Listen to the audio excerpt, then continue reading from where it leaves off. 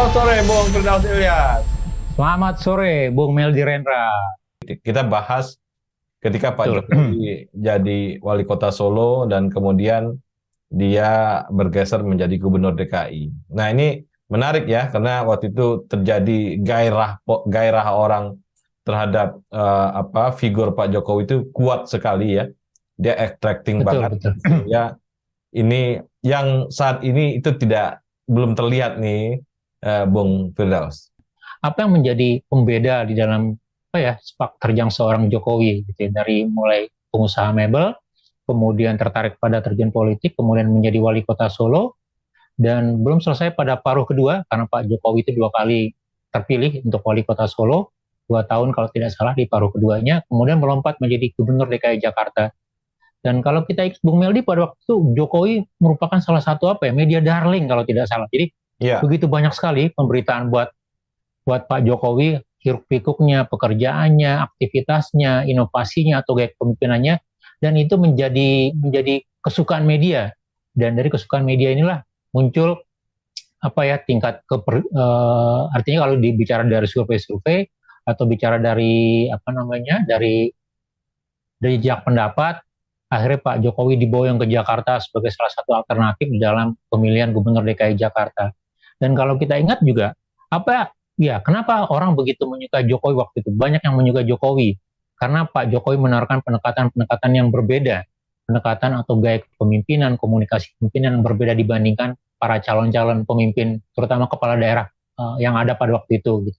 Baik pendekatannya, gaya komunikasinya, ekspresinya, dan itu yang membuat Pak Jokowi menarik untuk kita simak, menarik untuk kita kupas lagi sebagai bahan referensi atau bahan refleksi untuk ke depan, Bung Meldi.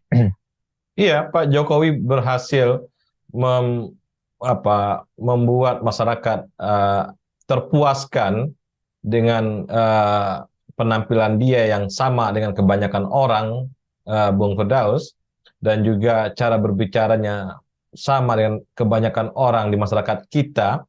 Kemudian cara dia mendekati masyarakat, inilah magnet yang paling besar dari Pak Jokowi ya. Dan ini itu terus ya. Kalau di Solo ditambah lagi dengan dia bisa menyelesaikan banyak masalah di Solo ya, yang terkait dengan halayak ramai gitu ya, masyarakat umum, ini makin memperkuat daya tarik dan juga publikasi. Jadi Pak Jokowi dipublikasikan secara masif oleh media massa, ini juga menolong Pak Jokowi sebagai sosok yang sangat kuat di mata masyarakat. Ya, walaupun pada waktu itu ya Pak Jokowi pertama kali terpilih di Solo itu tahun 2005, kemudian terpilih lagi untuk tahun 2010 ya. Nah, untuk kedua kalinya, bahkan kalau kita ingat waktu pertama kali terpilih, Pak Jokowi tidak begitu besar pilihan suaranya, hanya sekitar 37%, Bung Meldi, gitu ya. Dan dia diusung oleh PKB, PDIP, gitu ya. Kemudian mendapatkan suara wali kota Solo dengan 37%. Nah, selama periode pertama memang banyak hal-hal yang dilakukan oleh Pak Jokowi ya. Mulai dari artinya dia menata beberapa yang, dan itu membuat kepuasan masyarakat Solo terhadap kepemimpinan Pak Jokowi itu begitu baik.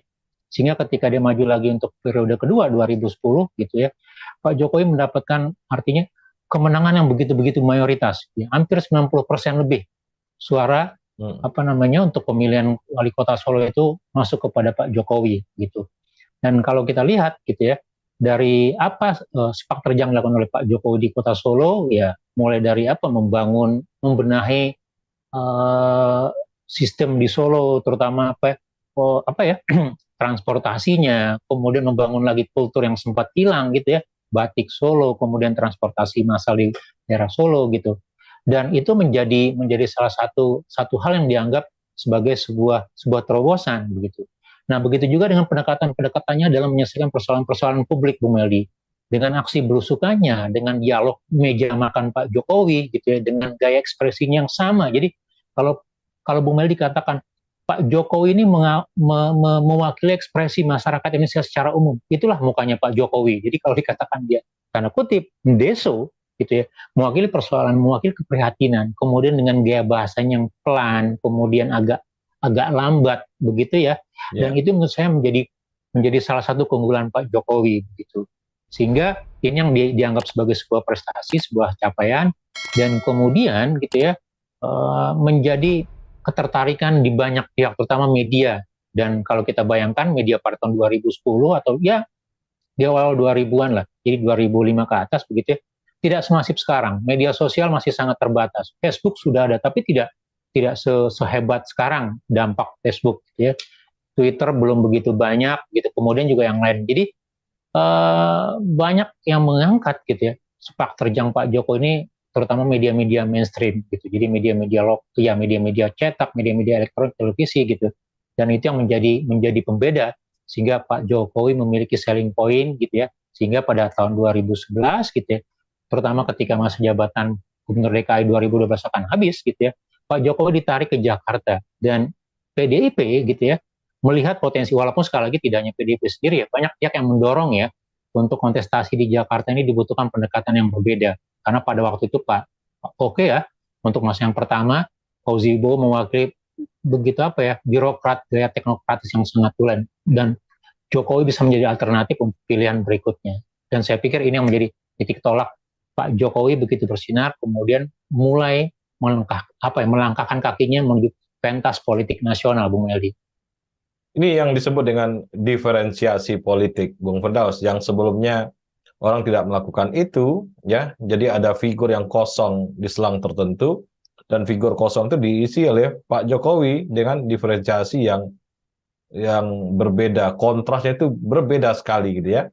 Dan pola ini sebelumnya nggak ada gitu ya, walaupun pola ini juga tidak ada tentangan-tentangan, ya biasanya kan selalu pemerintah daerah, wali kota atau segala macam itu selalu ada oposisi yang mencoba mencari-cari kelemahan-kelemahannya. Nah, di masa Pak Jokowi, semua elemen masyarakat termasuk NGO gitu ya, intelektual, pengamat-pengamat gitu, dan kemudian juga orang-orang politik begitu positif terhadap Pak Jokowi. Nah, inilah yang saya lihat Pak Jokowi pada titik itu tidak ada yang secara kritis mengkritik gitu ya. Dan ini akhirnya dia meluncur kayak roket gitu menuju Jakarta.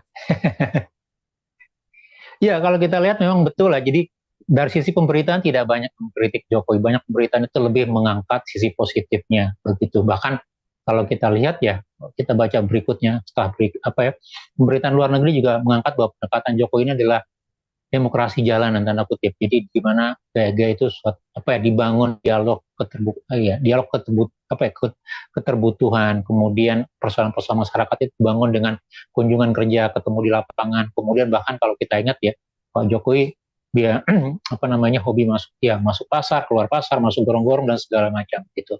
Dan ini yang sangat sama sekali tidak ya di media, di publik itu menjadi suatu pendekatan yang baru dan itu tidak menemukan resistensinya.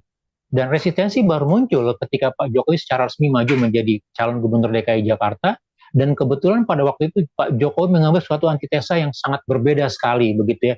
Dia menggandeng Basuki Cahayapurnama, Ahok.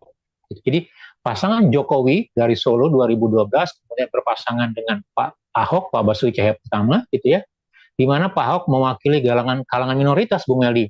Pak Jokowi dari luar pusat kekuasaan di Solo sana, kemudian berpasangan dengan Ahok yang notabene misalnya bukan Islam, kemudian bukan orang yang tanda kutip ya, karena dianggap mewakili etnis Tionghoa gitu. Jadi suatu yang diposisikan minoritas gitu.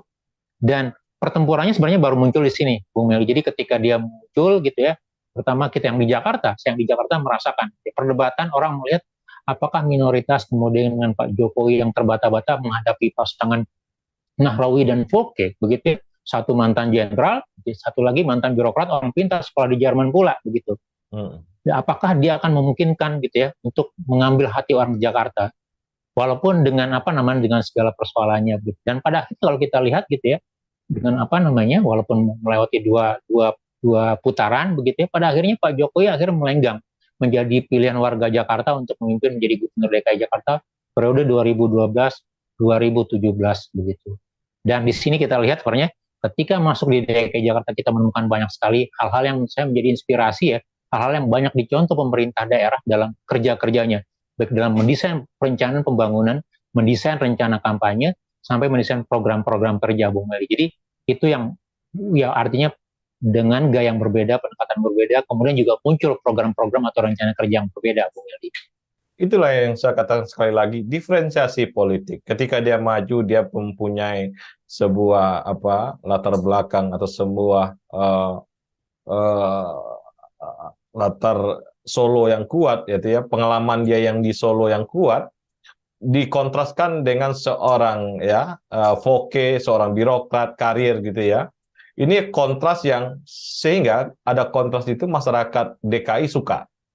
Masyarakat DKI terpesona dengan Jokowi. Di samping tadi dibilang juga ada kontroversi-kontroversinya dengan Ahok segala macam, tapi kecintaan orang ya terhadap Jokowi yang dikontraskan dengan Voke itu menjadi cara pikir masyarakat atau cara masyarakat memilih ya itu bergeser kesukaannya lebih dalam ke Pak Jokowi.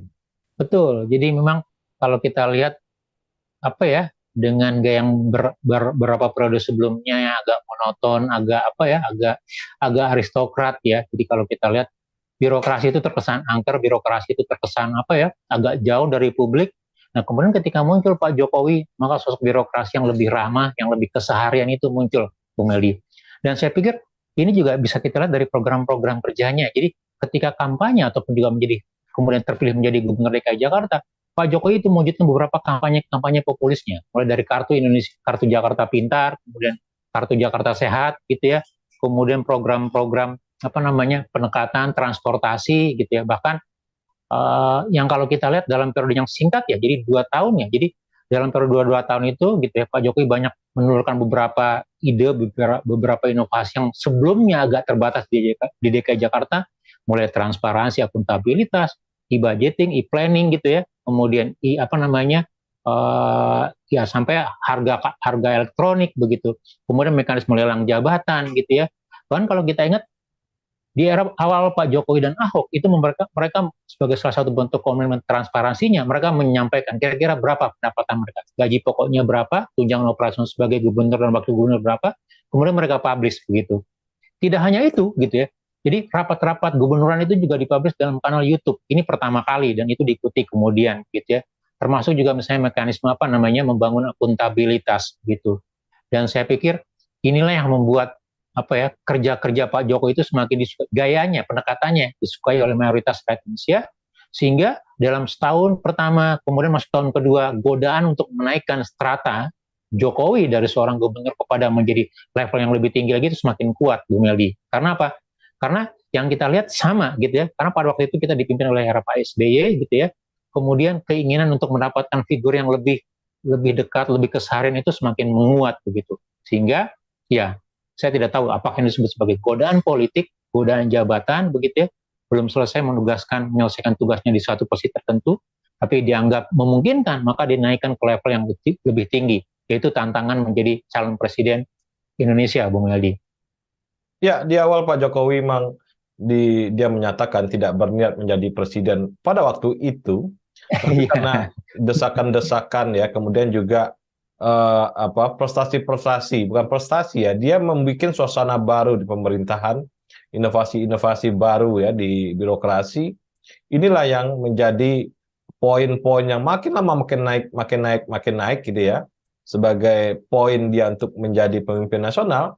Jadi dia terdesak bukan karena keinginan dia, karena terdesak masyarakat juga ngelihat ini bisa nih gitu ya. Artinya dari apa yang dia kerjakan itu betul-betul terlihat kontrasnya dari yang sebelumnya, Bung Firdaus, dan inilah yang pelajaran penting yang bisa kita dapat dari Pak Jokowi.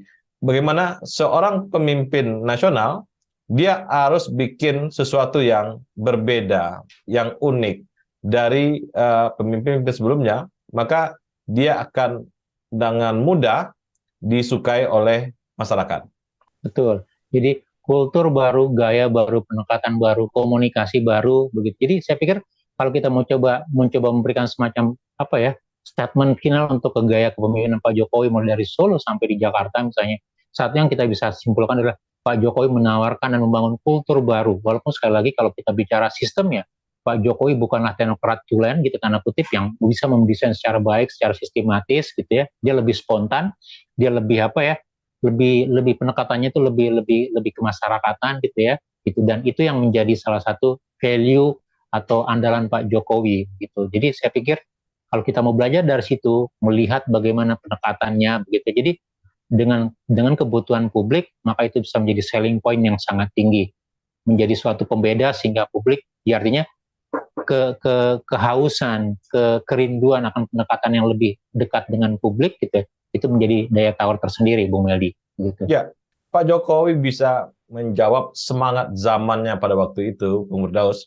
Dia kompatibel dengan semangat zamannya, sehingga tidak ada yang bisa menghalangi, sehingga dia jadi, setelah dia DKI, dia maju menjadi presiden. Dan inilah catatan penting dari figur Jokowi yang bisa kita baca, bisa kita tiru, dan bisa kita nanti lebih kita geser atau kita mencoba dengan cara-cara baru, bahwa untuk menjadi pemimpin nasional butuh bagaimana kita kompatibel dengan semangat zamannya. Betul, Bung Meldi, gitu ya. Jadi itu yang bisa kita tarik pelajaran, kita jadikan perbaikan untuk ke depan. Oke, terima kasih Bung Firdaus. Sama-sama, terima kasih Bung Meldi. Salam Indonesia bersih. Salam Indonesia bersih.